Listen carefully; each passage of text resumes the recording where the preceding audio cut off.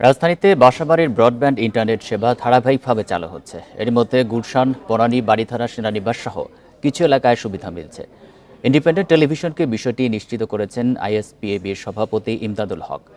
পর্যায়ক্রমে সারা দেশে সংযোগ চালু হবে বলেও জানান তিনি। মঙ্গলবার রাতে পরীক্ষামূলকভাবে বাণিজ্যিক, কূটনৈতিক, গণমাধ্যম সহ নির্দিষ্ট কিছু স্থানে চালু হয় ইন্টারনেট।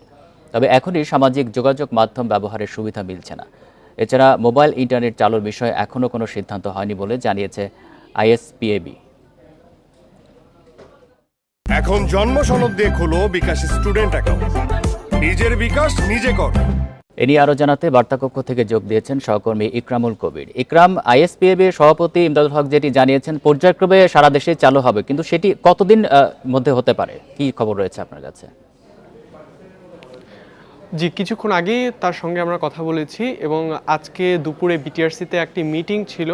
বিটিআরসি কর্মকর্তাদের সঙ্গে তিনি কথা বলে আমাদের যেমনটি এরপর সিদ্ধান্ত হয়েছে যে পর্যায়ক্রমে যে ব্যক্তি পর্যায়ে যে ইন্টারনেট সেটি কিন্তু সীমিত আকারে আসলে খুলে দেওয়া হচ্ছে বিভিন্ন এলাকায়।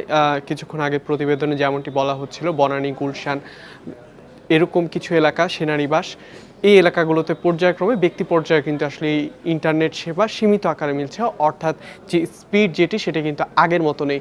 তো একটি বিষয় যদি বলা চলে, আমি সরাসরি জানতে চেয়েছিলাম আসলে কখন আসলে সারা দেশে আসলে মিলবে। তো তিনি আমাদের যেমনটি জানাচ্ছেন, এই সাইটগুলো কিন্তু নেটওয়ার্কগুলো যেহেতু ডাউন করা ছিল, তো এখন এগুলো আস্তে আস্তে ক্রমান্বয়ে আপ করা হচ্ছে, অর্থাৎ খুলে দেওয়া হচ্ছে। তো সেখানে খুলে দিতে কিন্তু কিছুক্ষণ সময় লাগবে।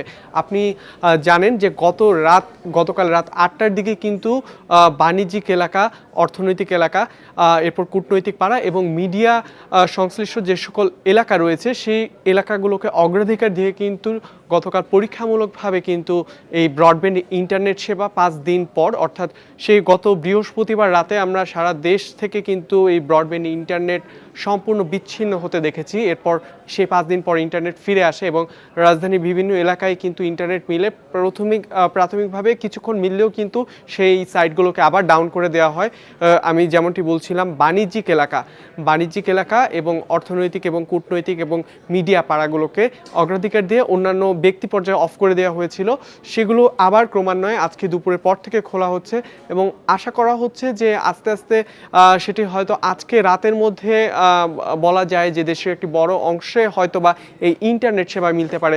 এবং আরেকটি তথ্য বলে রাখতে চাই যে আজকে বিকাল 4টায় বিটিআরসিতে একটি সভা রয়েছে, সেখানে হয়তো আমরা আরও নতুন কিছু তথ্য পাবো আসলে। এবং আপনি জানেন ডেটা কিন্তু এখনও অফ রয়েছে, মোবাইল ডেটা।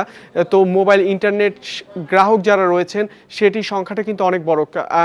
বাংলাদেশে ব্রডব্যান্ড ইন্টারনেট ব্যবহার করে 1 কোটি জনগণ, এরপরে প্রায় 12 কোটি জনগণ কিন্তু এই মোবাইল সিমের যে ইন্টারনেট সেটি ব্যবহার করে থাকে। তো অর্থাৎ সেই মানুষগুলো কিন্তু এখন পর্যন্ত বঞ্চিত এবং তারা কিন্তু তাকিয়ে আছে, কারণ এই যে ইন্টারনেট বর্তমানে একটি মৌলিক চাহিদায় পরিণত হয়েছে, যার ফলে তারা কিন্তু অপেক্ষা করছেন কখন এই ইন্টারনেটগুলো খুলে দেওয়া হবে। এবং বাংলাদেশের একটা বড় অংশ কিন্তু এই ফ্রিল্যান্সিংয়ের সঙ্গে জড়িত। তারা কিন্তু অনেকটাই তাদের যে ব্যবসা সেটিতে একটি লোকসান গুনতে হচ্ছে এবং তারা আমাদের বেশ কিছু মিটিং হয়েছে এই ফ্রিল্যান্সারদের, বিশেষ করে গতকালকে বেসিসের একটি মিটিং ছিল, সেখানে তারা বলেছেন এই 5 দিনে তাদের অলরেডি 500 কোটি টাকার লোকসান ছাড়িয়ে গিয়েছে এবং তাদের যারা ক্লায়েন্ট ছিল বিদেশি, তারাও আসলে ফিরে আসবে কিনা, যে কারণ আপনি জানেন যে তাদের কিন্তু কন্ট্রাকচুয়াল কিছু কাজ, এই কাজগুলো যেগুলো পেন্ডিং থাকে সেগুলো দেওয়ার পর সেগুলো যদি যথাসময় তারা দিতে না পারে, সেক্ষেত্রে কিন্তু দেশের বাইরে যারা ক্লায়েন্ট রয়েছে তারা কিন্তু অন্য একজন সেবাদাতাকে খুঁজে নেয়। ফলে এই মানুষগুলোকে তারা আবার ফিরে পাবে কিনা সেটি নিয়ে কিন্তু তাদের মধ্যে অনেক বড় ধরনের একটি সংখ্যা। এবং তারা বলেছে এই যে সংখ্যাটি, অর্থাৎ 30 থেকে 50% যে ক্লায়েন্ট, বিদেশি ক্লায়েন্ট, তাদেরকে হয়তো হারাতে হতে পারে, এমন একটি সংখ্যার কথা তারা জানিয়েছেন।